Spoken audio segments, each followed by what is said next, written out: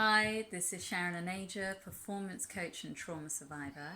And today I wanted to share with you a practice around cognitive distortions. Cognitive distortions are a way that our mind convinces us of things that aren't true. Our mind might convince us of things like, I'm not good enough, I'm always feeling rejected, I am going to think about all the things that could possibly go wrong in every situation and let myself get completely carried away with catastrophizing about everything.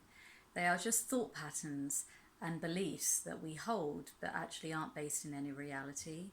And I've got a simple process that you can do in order to put some of those cognitive distortions to bed and to inject a bit more positivity in your life.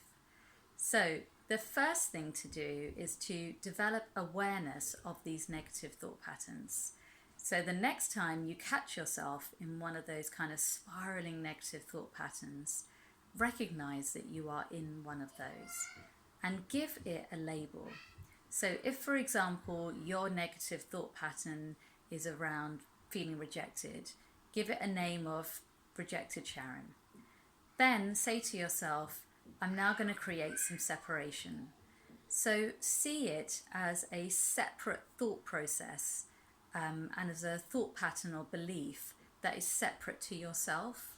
Like you and the thought pattern are not the same thing. So there is a core Sharon and there is a rejected Sharon, and they are not the same. The third thing to do, and I find this a really effective tool, is inject a bit of humour into this. So the next time that thought pattern comes along, just say, oh, hi, rejected Sharon, how nice of you to drop by for another chat that you're not welcome to.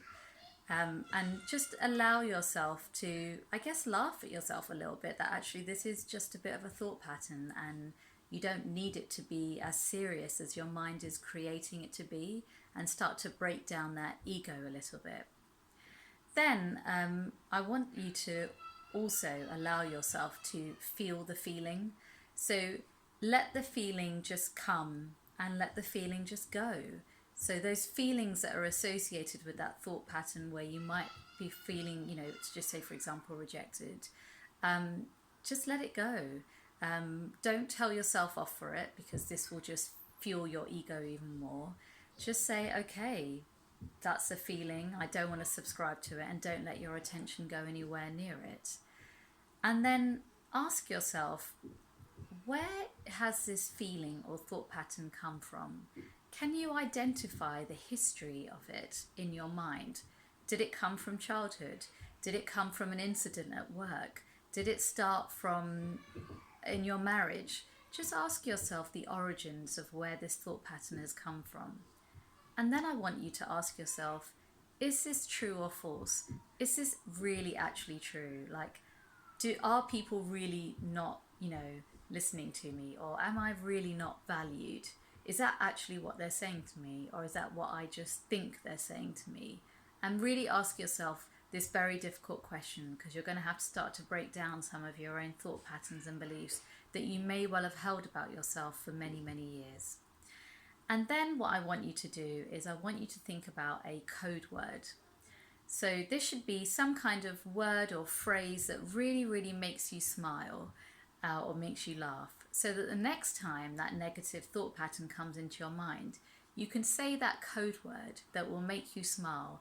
And what that does is it breaks up the thought pattern in your mind and it makes you think about something more positive or more light. And then after that, I want you to say the opposite of what the thought pattern is saying to you.